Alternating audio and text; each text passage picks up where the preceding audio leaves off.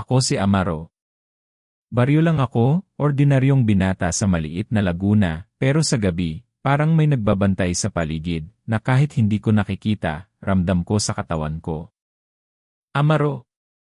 Halika na, tapos na ang trabaho mo, sigaw ni Densyo mula sa kanto. Sandali lang, Densyo, sigaw ko habang binibilisan ang lakad. Ang gabing ito ay malamig at kahit na may lamig, may kakaibang init sa paligid. Parang may tumitingin sa akin. Ano na naman yan, Amaro? Parang lagi kang nag-iisip. Densyo ay nakangiti, pero ramdam ko na may pag-aalala sa kanya. May problema ba? Wala naman, sabi ko, pilit nang umiti. Basta, medyo napapaisip lang. Habang naglalakad kami sa gilid ng gubat, may liwanag na kumikislap sa di kalayuan. Hindi ito tulad ng ilaw ng lampara o apoy ng bahay. Parang naglalaro sa pagitan ng mga puno. Amaro, ano yang liwanag dyan? Tanong ni Densyo, huminto siya at tumingin sa gubat. Hindi ko alam, sagot ko. May kakaibang lamig sa likod ng aking leg. Parang may nananabik na makita tayo. Dumampi sa akin ang malamig na simoy ng hangin. Napatingin ako sa liwanag, at doon ko siya nakita, isang babae, nakatayo sa gitna ng liwanag, buhok niya'y itim na kumikislap sa dilim, mata niya'y parang may sinasabing hindi ko maintindihan. Uy, sino siya? Bulong ko sa sarili ko. Hindi ko alam, pero delikado yan, Amaro, sagot ni Densyo, hawak ang braso ko. Ramdam ko na nagtatago siya ng kaba, pero pilit niyang kinokontrol. Baka kailangan nating lumapit, sabi ko, at sa sarili ko, ramdam ko na may bagay na sumusunod sa bawat galaw namin. Ngunit may takot na nagtutulak din sa akin. Palapit kami ng palapit. Nang lumapit ako, ang babae ay tumingin sa amin, diretsyo sa aking mga mata. Napansin ko ang kakaibang aura niya, parang may init at lamig sabay-sabay. Kamusta kayo? Mahina ang boses niya, parang bulong, pero ramdam ko ang bawat salita sa balat ko. Okay naman, sagot ko, nanginginig ang boses kahit pilit kong kontrolin. Ikaw? Sino ka? Basta nandito lang, sagot niya, nakangiti ng misteryoso. Hindi ko maalis sa isip ko ang pakiramdam na delikado siya, pero tila may hinihintay na mensahe sa kanyang mga mata. Amaro, lumayo tayo, sabi ni Densyo, mahigpit ang hawak sa braso ko. Hindi ito normal. Ramdam mo yan? Ramdam ko, sagot ko, nakatingin sa babae. Parang may kakaibang enerhiya siya. Parang biglang huminto ako. Hindi ko matukoy kung mabuti ba o masama. Parang anong, Amaro? Tanong ni Densyo, halatang nag-aalala. Parang may panganib, pero kailangan kong malaman kung ano, sagot ko, at tumalikod ako ng kaunti para makita siya ng mas malinaw. Napansin kong may kumikislap sa kanyang kamay, parang latigo na gawa sa apoy, ngunit maliit pa lang. Ano yan? Tanong ko, halos hindi makapaniwala. Hindi mo dapat tingnan yan, mahina niyang sabi. Ngunit ramdam ko na sinasabi niya rin ito para sa akin, parang babala at pang-akit sa parehong oras. Amaro, seryoso, lumayo ka na, utos ni Densyo, hawak ang aking braso ng mas mahigpit. Hindi ito normal. Pero Densyo, sabi ko, at pakiramdam ko'y may humihila sa akin patungo sa kanya. Parang kailangan kong malaman kung sino siya. Bumalik siya sa dilim ng gubat, ngunit ang liwanag sa paligid niya ay unti-unting lumaki, parang sinusubukan akong pilitin na lumapit. Ang bawat hakbang ko'y may kaba, at sa puso ko, naramdaman ko na nag-umpisa ang sunod-sunod na trahedya sa buhay ko. Amaro, please! Lumayo ka na, sigaw ni Densyo, halos humihila sa akin. Ngunit hindi ko kayang talikuran ang babae. Sandali lang, gusto ko lang malaman kung sino ka at bakit ganyan ka, sabi ko, nanginginig. Napatingin siya sa akin, at para bang napasulyap siya sa kaluluwa ko. Ako may kwento rin, sabi niya, at ang boses niya ay parang dumampi sa aking utak. Isa kang parte ng kwento ko, at balang araw, hindi mo alam, makikilala mo rin ang dilim sa puso mo. Dilim? Anong ibig mong sabihin? Tanong ko, hawak ang kamay ko sa dibdib, pakiramdam ko'y kumakabog ng mabilis. Ngunit bago ako makasagot, biglang may sumabog na sigaw mula sa gubat, isang hayop marahil. Amaro! Tumakbo na, sigaw ni Densyo, hawak ang braso ko ng sobra ang lakas. Parang nananabik na ang bawat galaw ng gubat, at ramdam ko na may banta sa bawat sulok. Ngunit sa kabila ng takot, may kakaibang kuryente sa paligid ko, parang sinasabi ng babae na may simula ng isang bagay na hindi ko maialis sa aking puso. Tumalikod ako, pinigilan ang sarili na huminga ng malalim. Sige, aalis na kami pero makikita pa rin kita, bulong ko sa sarili ko, ramdam ko ang malamig at mainit na sabay-sabay na enerhiya niya sa likod ng aking ulo. Amaro! Huwag kang makinig sa kanya, sigaw ni Densyo, halos hilahin ako palabas ng gubat. Ngunit sa bawat hakbang ko palayo sa liwanag, naramdaman ko na nag-umpisa na ang pagbabago sa buhay ko. Ang mga sigaw ng hayop, malamig na simoy, at ang matinding aura ng babae, lahat ng ito ay nag-iwan ng marka sa puso ko. Alam kong hindi pa tapos ang kwento. At sa unang gabing iyon, ramdam ko na may simula ng kadiliman sa buhay ko. Hindi ko pa rin makalimutan ang mukha ni Mara. Kahit umuwi na kami ni Densyo, parang may humahabol sa isip ko ang liwanag at init sa mga mata niya. Hindi ko na yata siya makakalimutan, bulong ko sa sarili ko habang naglalakad pa uwi. Amaro, napapansin ko, parang may iniisip ka pa rin, sabi ni Densyo, habang sinasapian kami ng malamig na hangin sa gilid ng baryo. Siguro, sagot ko, hindi ko alam kung paano ipaliwanag. May kakaibang aura siya. Parang may tinatago. Parang delikado yan, Amaro. Huwag kang magpakapagulong sa ganitong bagay, mahigpit niyang sabi, pero alam kong hindi niya alam ang nararamdaman ko, ang halong takot at pagkausisa. Hindi ko na napigilan ang sarili ko. Densyo, kailangan kong malaman. Sundan ko siya sa gubat. Hindi. Amaro. Hindi mo dapat gawin yan, sigaw niya, nanginginig ang boses. Pero alam kong kahit anong pagsuway niya, hindi niya ako mapipigilan. Lumapit ako sa gilid ng gubat at bawat hakbang ko ay may kaba. Naririnig ko ang mga dahon na nagkikiskisan, parang may nagmamasid sa akin. Mara, nasaan ka, bulong ko. Biglang may kumislap sa dilim ang liwanag niya. Napatingin ako at doon ko nakita ang tunay na anyo niya. Hindi na tao, isang aswang, ang bawat galaw niya ay nakakatakot, ang mga mata niya ay nagliliwanag sa dilim, at hawak niya ang kakaibang latigo na naglalabas ng apoy sa bawat hampas. Amaro, mahina niyang boses, pero ramdam ko sa loob ng dibdib ko. Lumapit ka, huwag matakot. Anong nangyayari sa'yo, bulong ko, nanginginig ang boses ko. Bakit ka ganito? Ngumiti siya, ngunit hindi katulad ng dati. Ito ang tunay kong anyo. At ikaw may koneksyon sa akin na hindi mo pa alam. Hindi ko maintindihan, pero may kakaibang tensyon na nag-ugnay sa amin. Koneksyon. Paano? Dati may kasaysayan tayo. Isang nakaraan na nakalimutan mo pero unti-unti, matutuklasan mo, sagot niya, at parang naglalaro ang apoy sa latigo niya, nagpapakita ng kapangyarihan at panganib sabay-sabay. Hindi ko na alam kung matatakot o mahihikayat. Bakit ako ang tinatawag mo sa ganitong kwento mo? Dahil ikaw may kakayahan ring makita ang katotohanan, sagot niya, at ang mga mata niya ay parang humuhuli sa bawat galaw ng isip ko. Amaro, lumayo ka, biglang sigaw sa likod ko. Si Densyo, na halos magalit at nanginginig, humahabol sa akin. Hindi mo ba naiintindihan? Maaari kang mapahamak. Densyo, hindi mo naintindihan, sagot ko, nanginginig ang katawan. Kailangan ko itong malaman. Kailangan ko siyang makita. Ngunit bago pa ako makalapit, may bumangon mula sa dilim, si Lolo Tomas, ang elder ng baryo. Amaro, ano ang ginagawa mo sa gubat sa ganitong oras? Tanong niya, halatang nag-aalala. Lolo, may nakita ako, may aswang, sabi ko, nanginginig ang boses. Si Mara hindi na tao, huminga siya ng malalim at halatang alam niya ang sinasabi ko. Alam ko na siya. Kaya nga babalaan kita. Hindi basta-basta ang mga aswang. Hindi mo pwedeng lapitan ng basta-basta, lalo na sa gabi. Pero, Lolo, gusto kong malaman kung bakit, sabi ko, at ang puso ko ay bumabalik sa kaba at takot. May connection kami at ramdam ko may mahalagang nangyayari.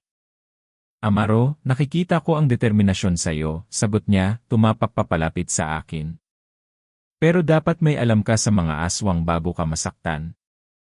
Ang kanilang latigo, hindi lang apoy ang dala. Sinasakyan nila ang takot at galit ng mga tao. Ha, takot at galit, tanong ko, nahihirapan sa bigat ng mga pangyayari. Parang hindi ko maiwasan. Hindi mo maiiwasan ang kapalaran mo, Amaro, sagot niya, tumigil sandali. Pero may kapangyarihan ka rin. Kaya kailangan mo ring malaman ang katotohanan ng puso mo. Tumingin ako pabalik sa liwanag ni Mara sa gubat, at ang bawat hampas ng latigo niya ay parang naglalaro sa hangin, nagpapahiwatig ng panganib at kapangyarihan. Lolo, paano ko haharapin ito?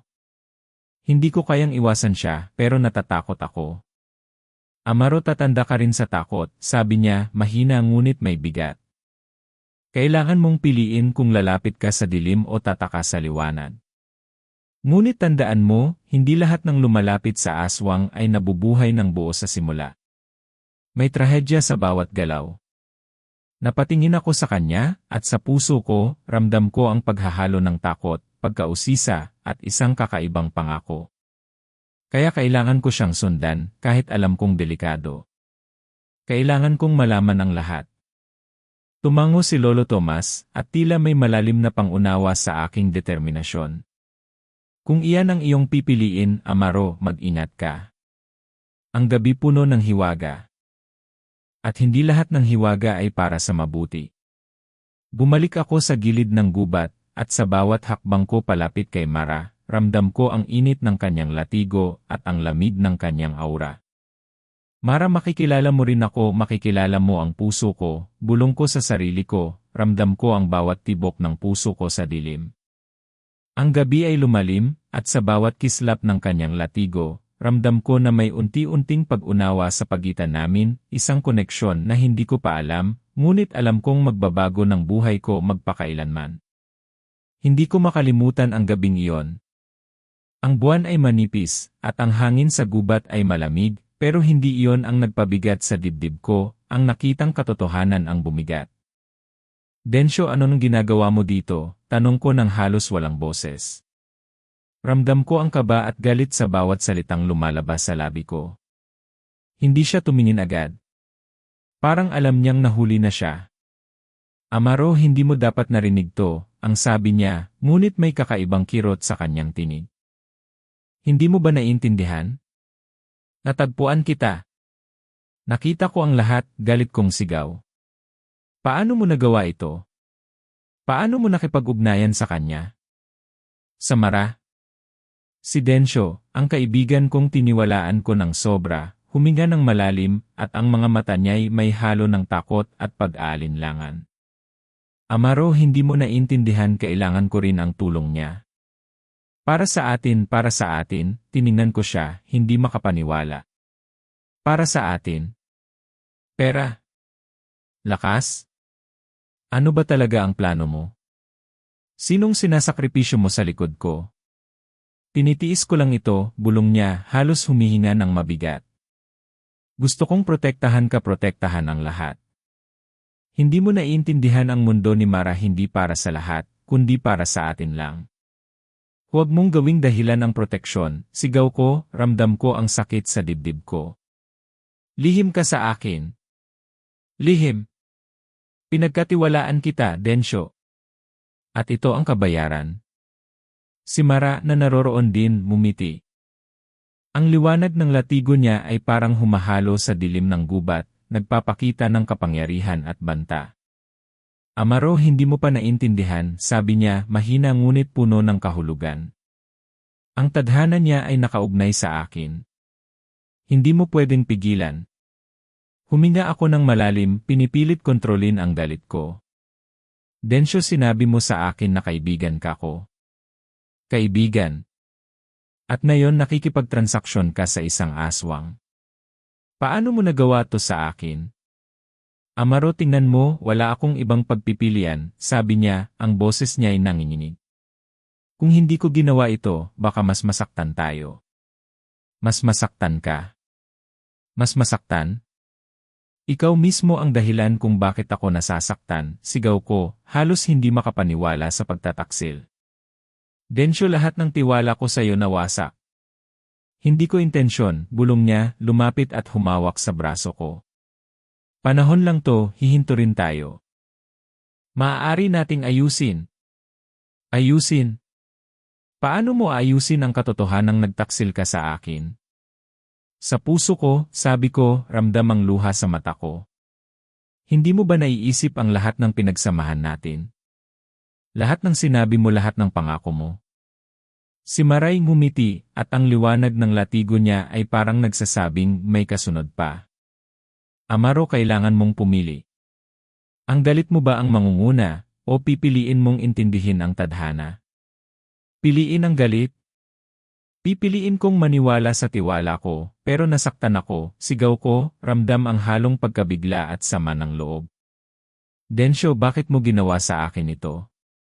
Ako ang kaibigan mo at ginawa mo itong ganito. Amaro, hindi mo naintindihan.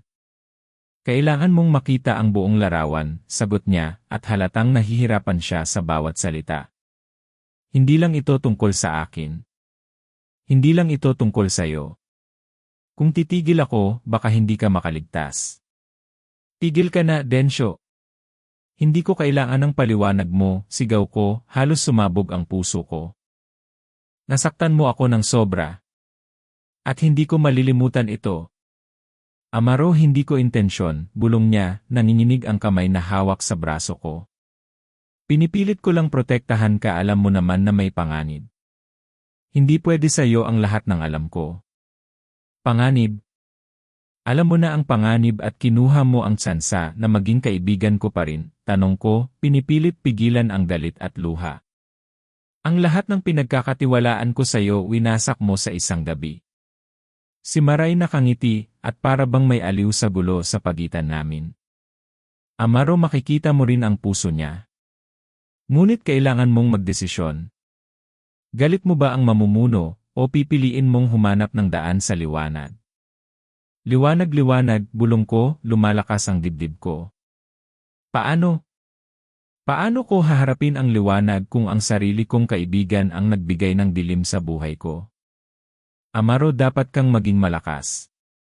Ang galit mo, hindi mo pwedeng itago. Ngunit dapat mong malaman, hindi lahat ng galit ay masama. May lakas na dala ito, sabi niya, at halatang may aral na sinasabi.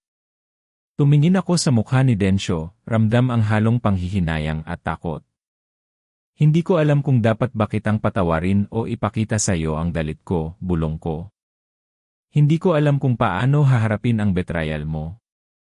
At sa gabi na ito ramdam ko, magbabago ang lahat. Si Maray ngumiti at ang latigo niya ay kumislap sa dilim, parang nagbabala. Makikita mo ang wakas ng lahat. Ngunit sa gabing ito, ang puso mo ang magpapasya. Huminga ako ng malalim, ramdam ang pagkabigla, galit at sakit. Densyo, hindi ko malilimutan ang ginawa mo. Hindi ko malilimutan, ngunit sa ilalim ng lahat ng ito, naramdaman ko ang kakaibang tensyon, isang panimulang laban sa pagitan ng galit at kapatawaran. At alam ko, sa gabing iyon, isang pintuan ang bumuka sa puso ko, ang pintuan ng sariling laban sa pagitan ng kabutihan at paghihiganti. Hindi ko na matandaan kung ilang gabi na akong hindi nakakatulog. Bawat tunog sa bahay ko ay parang paalala ng pagtataksil ni Densyo, at bawat anino sa dilim ay nagpapakita ng mukha ni Mara. Amaro, gising ka pa ba? Ang boses ni Liray banayad, ngunit may bigat na hindi ko maintindihan. Hindi ko matulog, sagot ko, ramdam ang pangungulila. Parang kahit anong gawin ko, hindi nawawala ang kaba sa dibdib ko. Ang puso mo'y sugatan pa. Kailangan mo munang patawarin ang sarili mo bago harapin ang dilim, paliwanag niya, habang iniabot sa akin ang maliit na bote ng langis at ilang halamang gamot. Patawarin ang sarili. Hindi ko pa nga matanggap na nagtaksil si Densyo, bulong ko, ang luha ko'y hindi na mapigil. Paano ko haharapin ang lahat ng ito? Hindi mo kailangan harapin mag-isa, sagot niya, at inilatag ang mga kamay sa harapan ko. Ako'y narito para tulungan kang protektahan ang iyong katawan at espiritu. Pero kailangan mong makinig at magsanay. Sanay? Anong ibig mong sabihin? Tanong ko, halatang walang gana sa mundo. Parang ang hirap ng lahat, parang wala na akong lakas. Amaro, walang lakas na hindi mo pa natutuklasan, mahina niyang sagot. Ang aswang ay hindi basta-basta natatalo. Kailangan mong unawain ang sarili mo bago mo siya harapin. Tumango ako, bagaman ramdam ko ang bigat sa dibdib ko. Sige, ano ang unang hakbang? Huminga ka ng malalim at damhin ang iyong takot. Huwag mong takasan. Ito ang unang hakbang sa proteksyon, sabi niya, at pinilit niya akong pumikit at maramdaman ang paligid. Huminga ako, at habang ginagawa ito, naramdaman ko ang kaba na parang bumabalik sa bawat galaw ng hangin. Ang lamig parang may sumusunod sa akin, bulong ko, halos hindi marinig. Dahil may sumusunod sa iyo, Amaro. Ngunit hindi lahat ay kaaway. Ang natutunan mo sa kababalaghan ay gabay mo rin sa pagtakas, paliwanag niya. Pagtakas, gusto ko lang mawala sa sakit na ito, sabi ko, at sa isang iglap, ang pangungulila ko ay sumabog. Lira, paano kung hindi ko na kaya? Paano kung palagi na lang ganito ang pakiramdam ko? Hindi ka nag-iisa. At hindi ka palaging ganito, sagot niya, mahigpit ngunit mahinahon. Kailangan mo lang buksan ang puso mo sa proseso ng pagpapagaling. Ang luha mo ay simula pa lang ng pagbangon. Pagbangon, ulit ko, ramdam ko ang bigat sa dibdib ko. Pero paano ko tatanggapin ang trahedya? Paano ko haharapin si Densyo, si Mara, ang lahat? Unahin mong tanggapin ang nararamdaman mo. Huwag mo silang pilitin na mawala agad. Sa bawat gabi, bawat sigaw ng pagluha mo, natututo kang maging mas malakas, paliwanag niya, at ramdam ko ang init ng kanyang mga kamay sa balikat ko. Hindi ko pa rin alam kung kaya ko, bulong ko, pinipilit pigilan ang luha. Parang wala na akong pag-asa. Amaro, may pag-asa. At ikaw ang may hawak nito, sabi niya, at ipinakita ang maliit na latigo na gawa sa halamang pangprotekta. Sa gabing ito, matutunan mong gamitin ito para sa sarili mo. Hindi ito laban sa iba, laban ito sa takot sa loob mo. Kumapit ako sa latigo, pakiramdam ko'y kakaiba. Parang may enerhiya na dumadaloy sa kamay ko. Parang buhay na buhay ito. Paano ko ito gagamitin? Sunod lang sa instincts mo. Huwag kang matakot at hayaan mong gabayan ka ng puso mo. Ang takot mo ang unang kaaway, paliwanag niya. Kung makakontrol mo ang sarili mo, makakontrol mo rin ang laban sa aswang. Huminga ako ng malalim, pinipilit kontrolin ang kaba. Sige, susubukan ko. Pero paano kung mali ang gawin ko? Walang mali sa simula. Ang mahalaga ay magsimula ka, sagot niya, at habang ginagawa namin ang mga simpleng ritual, ramdam ko unti-unting humupa ang bigat. Ang unang hakbang ay tanggapin ang sugat mo. Ang pangalawa, protektahan ang sarili mo. Habang ginagawa ko ito, naalala ko ang gabi ng pagtataksil ni Densyo. Lira, kahit natutunan kong tanggapin ang sugat, paano ko haharapin ang pagkakanulo niya? Parang ang sakit, hindi mawawala. Hindi mawawala agad at hindi mo kailangan ipilit. Ngunit sa bawat hakbang mo, natututo kang maghilom. Ang galit mo ay lakas mo, pero kailangan mong kontrolin ito, paliwanag niya, mahigpit ngunit mahinahon. Kontrolin ang galit, tila imposible, bulong ko, ramdam ang init sa dibdib ko. Ngunit naramdaman ko rin may kaunting lakas sa loob ko. Parang may pag-asa. Amaro. Ang bawat gabi ng pagluha mo ay nagtuturo sa iyo. Huwag kang matakot sa sakit mo. Ito ang simula ng pagbabago, sabi niya, at ramdam ko ang katahimikan sa paligid na parang nagbibigay ng kapayapaan sa loob ko. Huminga ako ng malalim, at sa unang pagkakataon mula nang mangyari ang lahat, naramdaman ko ang maliit na liwanag sa gitna ng dilim. Lira, pakiramdam ko unti-unti kong naiintindihan. Hindi ko pa nakikita ang wakas, pero siguro pwede akong bumangon. Yan ang simula, Amaro. At sa bawat pagsasanay natin, mas magiging handa ka sa harapin ang dilim sa paligid mo. Huwag kang sumuko sa sarili mo, paliwanag niya, at ramdam ko ang init ng kanyang suporta, na parang unang tibok ng pag-asa sa puso ko. Huminga ako, pinipilit kontrolin ang bawat takot at pangungulila. Salamat, Lira, sa gabay mo. Siguro kaya ko rin harapin ang lahat ng ito balang araw. Hindi lang siguro kaya mo rin. Kakailanganin mo rin ang tapang mo at ang puso mo, sagot niya, ngumiti ng mahina ngunit puno ng katiyakan. At sa gabing iyon, habang patuloy akong humihinga at naglalagay ng proteksyon sa paligid ko, unti-unti kong naramdaman na ang sigaw ng pagluha ko ay hindi lamang pagdurusa kundi simula ng aking pagbangon. Hindi ko na kayang patagalan pa.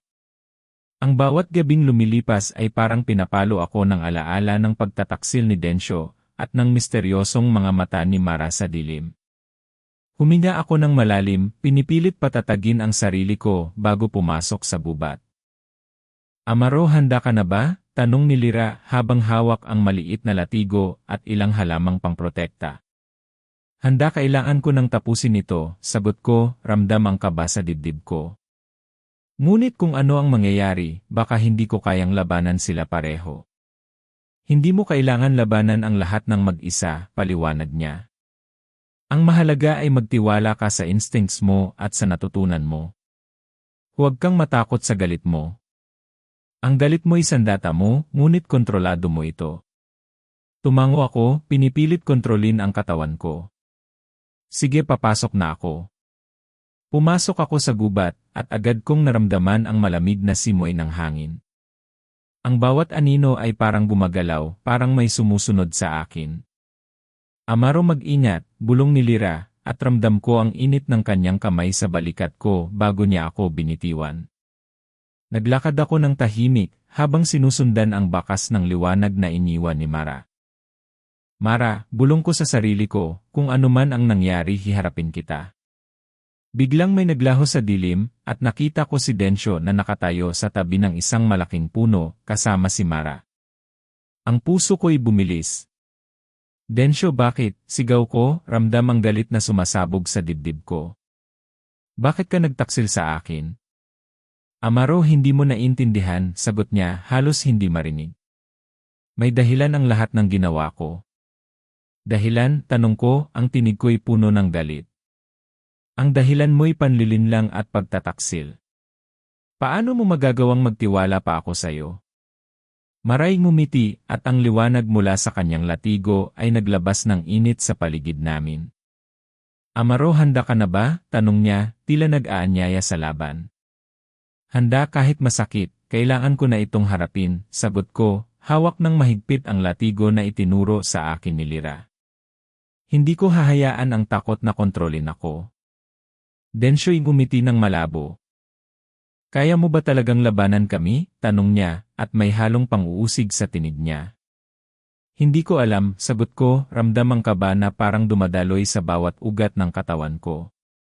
Ngunit susubukan ko. Maray umatake, ang latigo niya'y naglabas ng apoy sa bawat hampas. Kinuha ko ang latigo ko at pinigil ang kanyang unang hampas. Ang init ay umabot sa mukha ko at napabuntong hininga ako. Ang lakas mo'y nakikita ko, sabi niya, halatang may paghanga, ngunit may kasamang panganib. Ngunit hindi pa ito sapat. Hindi ko kailangan ng iyong paghanga, sigaw ko, habang iniiwas ang sunod-sunod na hampas. Ramdam ko ang matinding galit sa dibdib ko, hindi lang sa kanya, kundi kay Densyo rin. Densyo, tumulong ka ba sa kanya? Tanong ko, hawak pa rin ang latigo ko. Amaro, hindi ito para saktan ka, sagot niya, ngunit hindi ko siya pinansin. Ang tiwala ko sa kanya ay tuluyan ng nawasak. Hindi ko hahayaan ang takot na manalo, sigaw ko, at ramdam ko ang adrenaline na dumadaloy sa katawan ko. Ang bawat galaw ko'y puno ng takot, ngunit ramdam ko rin ang determinasyon na hindi pa nararanasan. Maray ngumiti at umatake muli. Tumalon ako sa tabi at pinindot ang latigo ko sa kanyang hampas. Ang apoy ay tumilapon at nakaramdam ako ng init sa balat ko. Napabuntong hininga ako, ramdam ang kirot, ngunit hindi ko pinansin. Hindi ka matatalo ng galit mo lang, sigaw ni Mara, at nagpakita siya ng mabilis na galaw, parang anino na sumusunod sa bawat hakbang ko.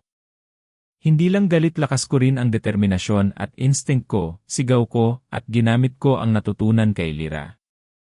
Huminga ako ng malalim, pinipilit kontrolin ang bawat kilos at galaw.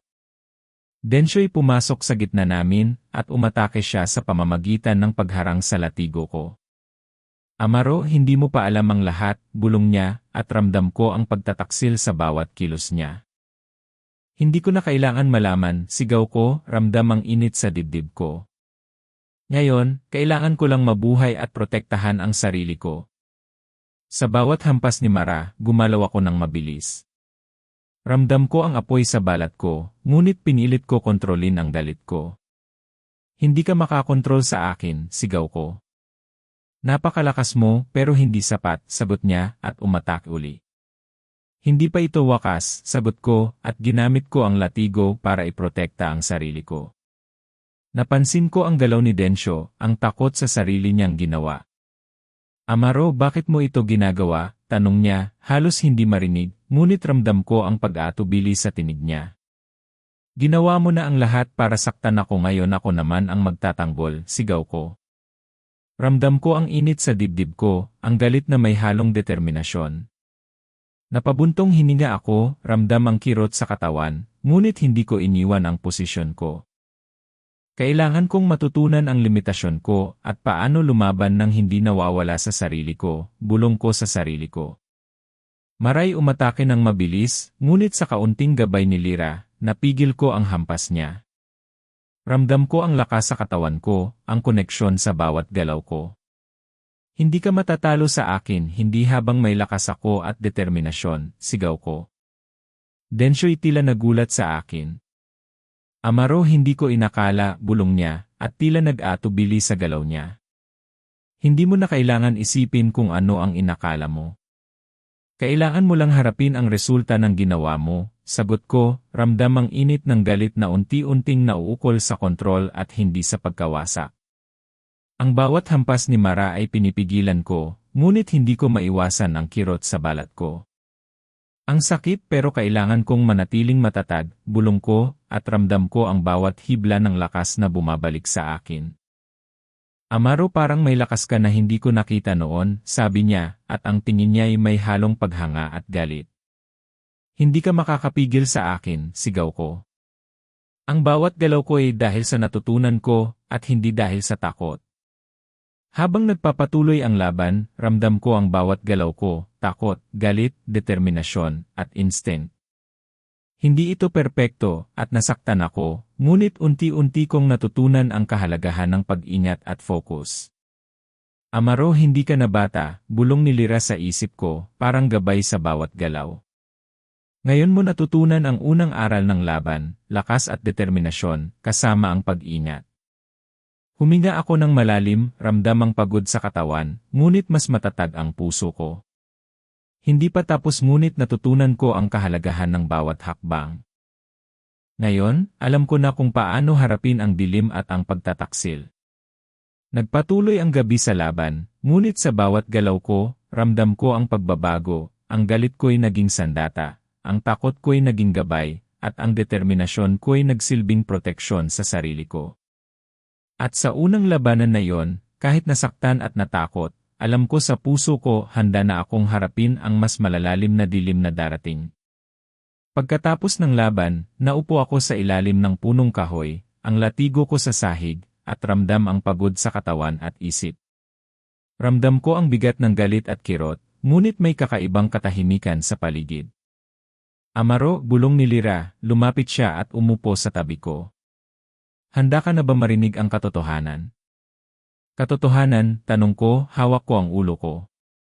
Bakit parang lagi itong huli sa akin? Dahil hindi lahat ng nakikita mo ay ganoon lang. Mara at si Densho may sariling sugat na hindi mo alam, sagot niya. Tumango ako, ramdam ang takot sa hindi pa nalalaman. Sige, sabihin mo na. Lyra huminga ng malalim. Mara, siya rin ay biktima. Ang sumpang bumabalot sa kanya ay matagal nang namana. Hindi niya gustong maging ganito, ngunit siya ay napilitan. Biktima rin, tanong ko, ang galit ko ay unti-unting napapalitan ng pagkagulat. Paano ko siya haharapin kung pareho kaming sugatan ng sumpa? Hindi lang iyon. Densyo, ang pagtataksil niya may dahilan. Takot siya, Amaro. Takot na mawala siya, takot sa kapangyarihan ng latigo ni Judas, at takot sa kinabukasan na hindi niya kontrolado, paliwanag ni Lyra. Tumigil ako sandali, ramdam ang kabigatan sa dibdib ko. So hindi lang siya simpleng traitor. May kalakip din siyang kahinaan, tanong ko. At ang baryo natin may lumang kasaysayan. Ang latigo ni Judas hindi basta-basta latigo. Isang simbolo ng kapangyarihan, karma, at koneksyon sa ating mga ninuno, sagot ni Lyra, at ramdam ko ang bigat ng kanyang salita. Latigo ni Judas, bulong ko, iniisip ang nakaraang laban. Kaya pala parang may sariling kalooban ang latigo ko. Kaya pala ramdam ko ang galit at determinasyon sa bawat hampas. Eksakto, sabi niya. Kapag ginamit mo ito, kailangan mong maging malinaw sa puso mo. Hindi lang ito sandata, ito rin ay pagsubok sa iyong moralidad at kakayahang pumili ng tama. Tumango ako, ramdam ang iba't ibang emosyon sa loob ko. Ibig sabihin hindi lang paghihiganti ang sagot. Hindi lang basta labanan sila at tapusin ang lahat. Hindi, sagot niya ng tahimik. Ang tunay na lakas ay hindi sa pagsupil o pananakit. Ito ay sa pagkilala sa kahinaan, sa pagpili ng tama kahit mahirap, at sa pag-unawa sa iba. Huminga ako ng malalim, iniisip ang lahat ng nangyari.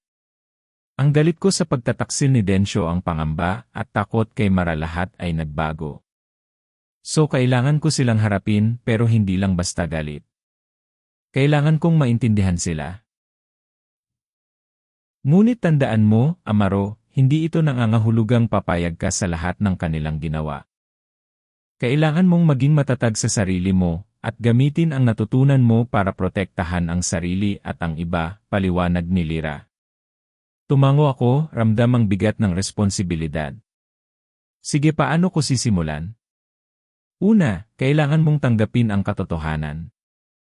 Ang bawat isa sa kanila, Mara at Densyo, ay may sugat. Ang sumpa, ang takot, ang galit, bahagi ito ng kanilang pagkatao. Kapag naunawaan mo ito, mas malinaw ang iyong landas, sabi niya. Nakaupo ako sa lupa, iniisip ang lahat ng sinabi niya. So hindi ko na kailangan patayin o saktan si Mara o Densyo. Kailangan ko lang gamitin ang latigo at lakas ko para protektahan ang sarili ko, at para maituwid ang mali, tanong ko. At tandaan mo, Amaro, minsan, ang pagpapatawad ay mas mahirap kaysa sa laban. Ngunit ito rin ang susi para lumakas at magkaroon ng kapayapaan, sagot ni Lyra. Kapayapaan, bulong ko, ramdam ang kakaibang init sa puso ko. Parang imposible sa simula, pero ramdam ko, gusto kong subukan. Lyra ngumiti ng mahina. Ngayon mo lang naintindihan ang unang aral sa paggamit ng latigo ni Judas. Ang galit ay sandata mo, pero ang pangunawa at pagpapatawad ay proteksyon mo. Tumayo ako, ramdam ang lakas sa bawat galaw ko. So hindi ito tungkol sa paghihiganti, kundi sa pag-unawa, pagtanggap at proteksyon. Amaro. At kapag natutunan mo ito, hindi lang ikaw ang lalakas kundi pati ang baryo natin ay magkakaroon ng pagkakataon para sa pagbabago, paliwanag niya. Huminga ako ng malalim, tinitingnan si Mara sa di kalayuan. Ramdam ko ang galit at takot na dati umiiral sa puso ko, ngunit ngayon ay may halong pag-unawa. Mara. Densyo, may sugat kayo, at pareho ninyong pinipilit harapin ang sarili niyo. Hindi ko kayo tatapakan, ngunit hindi rin ako magpapadala sa galit. Kailangan nating maging malinaw sa ating ginagawa.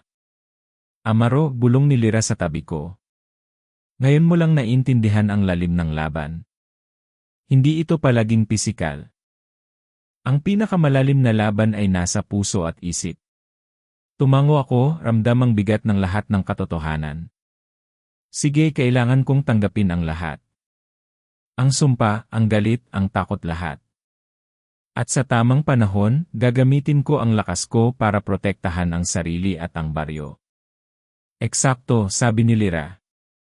Ngayon, handa ka nang harapin ang susunod na yugto. Ngunit tandaan ang bawat galaw mo ay may epekto. Ang bawat desisyon mo ay may kabayaran. Huminga ako, ramdam ang pagbabago sa loob ko. Ang galit ko sa pagtataksil ni Densyo ang takot at galit kay Mara unti-unti nang napalitan ng determinasyon at pangunawa. Handa na ako, Lyra, handa na akong harapin ang dilim, ngunit hindi sa paraan ng galit. Gagawin ko ito sa paraan ng proteksyon, pag-unawa at lakas ng puso. Ngumiti si Lyra, tila may pag-asa sa mga mata niya. Ngayon mo lang tunay na nauunawaan ang diwa ng latigo ni Judas, Amaro. Ang bawat sugat ay may aral. Ang bawat laban ay may layunin. At sa huli, ang pinakadakilang lakas ay hindi sa kamay, kundi sa puso at isip mo.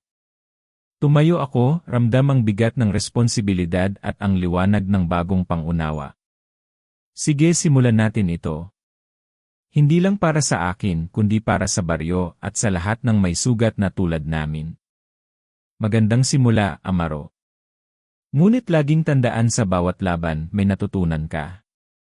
At sa bawat natutunan mo, lalakas ka, bulong ni Lyra, at ramdam ko ang init ng gabay niya. Huminga ako ng malalim, tinitingnan si Mara at Densyo. Handa na ako. Hindi sa galit, hindi sa takot kundi sa pag-unawa at proteksyon. Ngayon, simulan natin ang tunay na laban. Nakaharap ako sa kanila, Mara at Densyo, ang galit ko ay parang apoy na halos sumunog sa dibdib ko. Ramdam ko ang bigat ng bawat hakbang, bawat hininga. Kayo pareho kayong may kasalanan, at pareho kayong may sugat, bulong ko, hawak ang latigo ni Judas. Ngayon, sasabihin niyo sa akin, bakit ko pa kayo dapat patawarin? Mara tumingin sa akin, ang mata niya puno ng kirot at panghihingi ng awa. Amaro, hindi namin ginusto ito. Hindi ko ginusto ang sumpa. Hindi ko ginusto ang lahat ng nangyari. Ngunit ang ginawa mo ang pagtataksil ang lahat ng sakit na dinulot mo, sagot ko, ramdam ang tensyon sa boses ko. Densyo, bakit mo siya tinulungan sa ganitong paraan? Paano mo nagawang lokohin ako? Densyo huminga ng malalim, tila pinipilit kontrolin ang sarili. Amaro, takot ako. Takot na mawala ang lahat, ang baryo, ang kapangyarihan, pati ang buhay ko. Hindi ko ginusto na saktan ka, pero kinailangan ko. Ako rin ay tao may takot at kahinaan. Tumayo ako, ramdam ang galit at kirot na halos pumutok. So lahat kayo may dahilan at pareho kayong sugatan. Kaya ko na bang patawarin kayo o dapat ko nang tapusin ito dito? Mara lumapit ng dahan-dahan. Amaro, alam kong galit ka.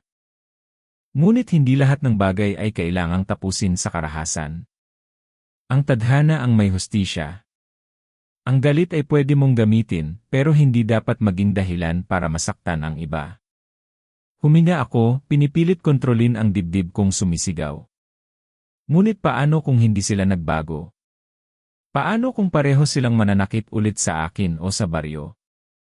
Ang kontrol sa sarili mo ang susi, Amaro. Ang latigo mo hindi lang sandata, kundi gabay.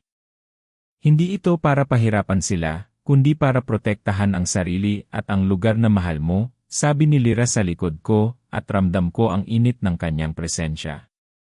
Tumango ako, iniisip ang bawat hakbang na ginawa ko, bago pa man dumating dito. Kung gagamitin ko ang latigo, hindi ko ito gagamitin para saktan sila, kundi para ipakita sa kanila na may hangganan ang kanilang kasalanan. Proteksyon, hindi paghihiganti, bulong ko. Densyo napalingon sa akin, ramdam ko ang pag-aalinlangan sa kanyang mga mata. Talaga ba mapapatawad mo kami? Tanong niya, halos bumulong. Hindi ko masabi na madali itong gawin, sagot ko, nanginginig ang boses. Pero kung tatapusin ko kayo sa galit, mawawala rin ang bahagi ng sarili ko na ayaw kong mawala. Kaya hayaan ko na ang tadhana ang humusga, at gagamitin ko ang kapangyarihan ko para protektahan ang baryo at ang sarili ko. Marang umiti ng bahagya, ramdam ko ang halong pasasalamat at lungkot sa kanyang mukha. Salamat, Amaro, sa pagkakataong ito. Alam kong mahirap ito, pero pinili mong hindi maging alipin ng galit. Tumindig ako, ramdam ang latigo sa kamay ko na tila naglalabas ng enerhiya. Opo, bawat hampas nito ay proteksyon. Hindi ito parusa sa inyo. Hindi ito paghihiganti. Ito ang paraan ko para ipakita na may limitasyon ang kasamaan at may lakas sa pagpili ng tama. Densyo lumapit, huminga ng malalim. Amaro, hindi ko alam kung paano ko ito babawiin. Ngunit nakikita ko na intindihan mo kami ng higit sa galit. Hindi ito tungkol sa pagbawi, sagot ko, ramdam ang bigat sa dibdib ko. Ito tungkol sa pagpili ng tama kahit mahirap. Ang bawat galaw ko ngayon ay para protektahan ang sarili ko at para hindi masaktan ang baryo. Hindi na kailangan ng karahasan kung pwede namang protektahan ng maayos. Mara tumingin sa paligid, ang mga mata niya puno ng damdamin. Amaro, sa tingin ko, ngayon mo lang tunay na naintindihan ang kapangyarihan. Hindi lang sa latigo, kundi sa puso at isip mo. Huminga ako ng malalim, ramdam ang galit na dati nangingibabaw ay unti-unting napalitan ng katahimikan. Tama ka, Mara, ang tunay na kapangyarihan ay hindi sa paghihiganti, kundi sa kontrol sa sarili at emosyon. Ito ang natutunan ko sa lahat ng laban, lahat ng kirot, lahat ng sumpa. Lira lumapit sa akin, inilagay ang kamay niya sa balikat ko. Ngayon, Amaro, handa ka nang harapin ang anumang darating, hindi sa galit, kundi sa katatagan ng puso mo. Tumango ako, ramdam ang bagong lakas sa dibdib ko. Opo, Lira, handa na ako. Handa na akong protektahan ang baryo, hindi dahil galit, kundi dahil may responsibilidad ako sa sarili ko at sa iba. Densyo lumapit, halos nag-aalangan. Amaro, salamat sa pagkakataong ito. Hindi namin kayo ginusto na saktan, at ngayon naintindihan ko may puwang pa rin para sa tama at mali. Walang kasalanan na hindi pwede maintindihan, Densyo. Ngunit kailangan nating maging malinaw sa ating ginagawa. Hindi ko sinasabi na pinapayagan ko ang lahat. Pinipili ko lang ang proteksyon at katotohanan, hindi paghihiganti, sagot ko, ramdam ang tensyon sa paligid. Marang umiti ng mahina, tila may luha sa gilid ng mata. Amaro, ang pinili mo ngayon ay mas mahirap kaysa sa anumang laban. Ngunit mas malakas ka dahil dito. Huminga ako ng malalim, iniikot ang latigo sa kamay ko. Ngayon ko lang naintindihan ang tunay na lakas. Hindi ito sa kamay ko, kundi sa puso ko. Ang bawat galaw ay may katuturan. Ang bawat hampas ay may layunin. Hindi paghihiganti kundi proteksyon, pag-unawa, at kontrol sa sarili. Tumayo ako ng matatag, ramdam ang katahimikan sa paligid. Sige, simulan natin ang bagong yugto. Hindi sa galit, hindi sa takot kundi sa tamang paraan. Ngayon, hindi lang ako lumalaban para sa sarili ko, kundi para sa lahat ng may sugat na tulad namin. Lira ngumiti, ramdam ang pag-asa sa kanyang presensya. Amaro, ngayon mo lang tunay na naintindihan. Ang latigo ni Judas ay gabay, hindi parusa. Ang tunay na kapangyarihan ay nasa pagpili mo at sa puso mo. Ang bawat sugat ay may aral at bawat laban ay may layunin. Huminga ako ng malalim, ramdam ang bigat ng desisyon, ngunit ramdam ko rin ang liwanag ng pangunawa. Handa na ako. Handa na akong protektahan ang baryo at ang sarili ko sa paraan ng tama, hindi ng galit. Ngayon, hayaan natin ang tadhana ang gumawa ng hustisya. Nakaharap ako sa bakanting plaza ng baryo, ramdam ko ang katahimikan na matagal ko nang hinintay. Parang ang lahat ng sakit at galit natapos na, bulong ko sa sarili ko, hawak pa rin ang latigo ni Judas. Narinig ko ang mga yabag sa likuran ko. Amaro, hindi ko inasahan na ganito ang magiging wakas, bumulong si Densyo, ang tinig niya puno ng panghihingi ng tawad at panghihina. Densyo, nakita mo na ang bunga ng ginawa mo, sagot ko, nanginginig ang boses sa dami ng nararamdaman. Hindi ko sinasabi na malinis ka na pero alam mo na ang kasalanan ay may kapalit. Mara tumingin sa akin, halos nanginginig sa galit at takot. Amaro, lahat ng nagawa ko, lahat ng sugat na idinulot ko, naramdaman ko na rin ang kabiguan. Hindi ko rin inasahan na mararamdaman ko ang ganito. Hindi ito tungkol sa inyo lang, sagot ko, ramdam ang bigat sa dibdib ko. Ito rin tungkol sa baryo, tungkol sa akin at sa lahat ng may sugat sa paligid natin. Ang kabiguan nyo ay kabiguan ng kasalanan. Ang kapayapaan ay bunga ng pagpili ko na hindi maging alipin ng galit. Densyo huminga ng malalim, tila pinipilit makontrol ang sarili. Amaro, salamat sa pagkakataong ito. Ngayon ko lang naintindihan may hangganan ang lahat ng kasalanan at may tadhana ang lahat. Hindi lang tadhana ang may hustisya, sagot ko, ramdam ang init sa kamay ko habang hawak ang latigo. Ang bawat galaw ko, bawat hakbang, ay may layunin. Hindi ito parusa kundi proteksyon. At kayo naramdaman nyo na ang kabiguan para matutunan nyo rin ang tama. Mara lumapit, halos bumulong. Amaro, kahit ganito, hindi ko maikakaila may natutunan ako sa iyo. Ang tunay na kapangyarihan ay hindi sa takot o galit kundi sa pagpili ng tama at sa kontrol ng sarili. Tumango ako, ramdam ang katahimikan sa paligid. Tama ka, Mara. Ang bawat hampas ng latigo ay hindi para saktan kayo, kundi para ipakita sa inyo na may hangganan ang kasamaan at may lakas sa pagpili ng tama. Hindi ko sinasabi na malaya na kayo pero sana, natutunan nyo ang halaga ng responsibilidad. Densyo huminga ng malalim. Amaro, sa wakas, naintindihan ko. Hindi ko inasahan na makikita ko ang ganitong katahimikan sa kabila ng lahat. Hindi ito kagalakan sa pagkatalo nyo, sagot ko, ramdam ang bigat ng bawat salita. Ito ay kapayapaan hindi lang para sa akin, kundi para sa baryo at sa lahat ng sugatan sa paligid natin. Ang kasalanan nyo may kabayaran. Ngunit hindi ako galit. Natutunan kong ang galit hindi ang tunay na paraan. Marang umiti ng mahina, tila may luha sa gilid ng mata. Amaro, kung ganito ang wakas, marahil mas maunawaan namin ang lahat ng sugat na dulot namin. Ang kabiguan namin ay aral na hindi namin makakalimutan. Huminga ako ng malalim, ramdam ang bagong lakas sa dibdib ko. Opo, bawat sugat, bawat laban, bawat kabiguan ay nagturo sa akin ng katatagan. Ngayon, hindi na ako katulad ng dati. Mas matatag ako, mas handa sa anumang darating. Densyo lumapit, halos bumulong. Amaro, paano mo nagawa ito? Paano mo napanatili ang katahimikan sa kabila ng galit? Tumango ako, ramdam ang init sa puso ko. Ang kapangyarihan ay hindi sa kamay kundi sa puso. Ang pagpili ng tama, kahit mahirap, iyon ang tunay na lakas. Hindi ako nagalit, hindi ako sumukong sa galit. Pinili ko ang proteksyon at pagpigil sa sarili. Iyon ang nagdala sa akin rito. Mara, lumapit ng dahan-dahan.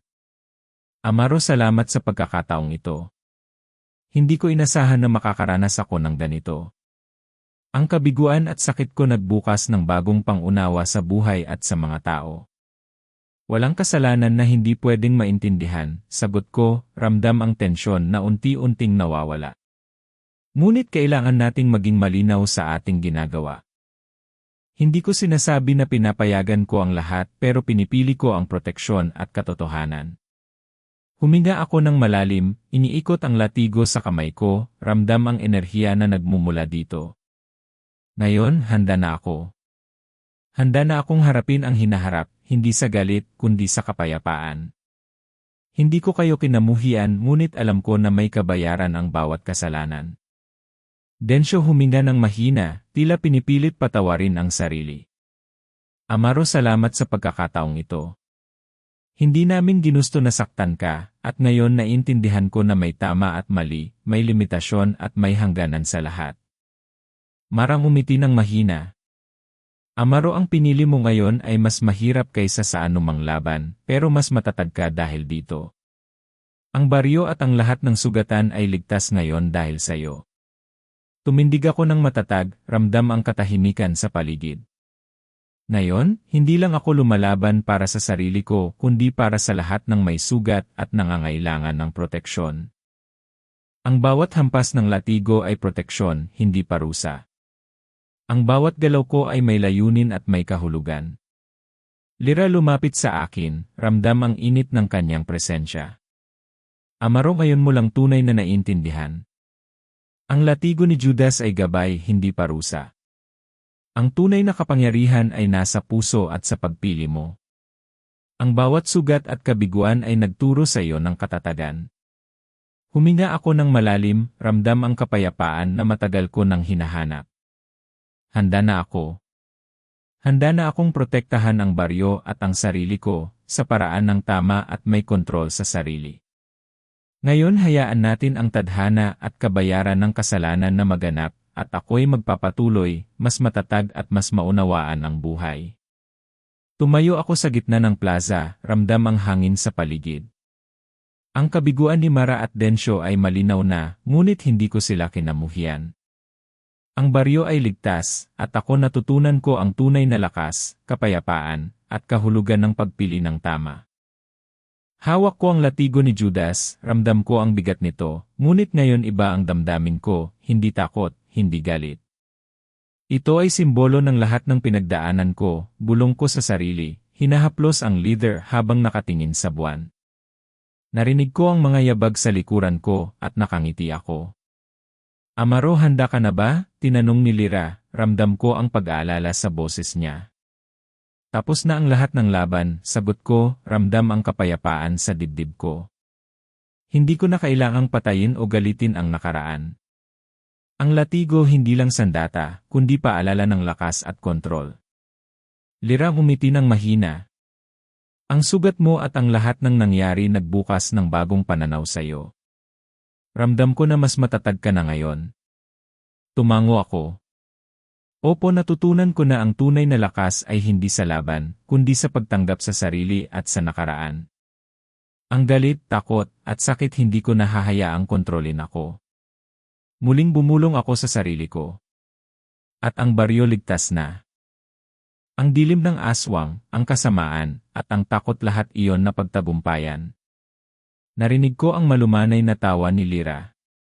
Amaro, nakakatuwang isipin na sa kabila ng lahat, may liwanag na palaging nandyan para sa'yo.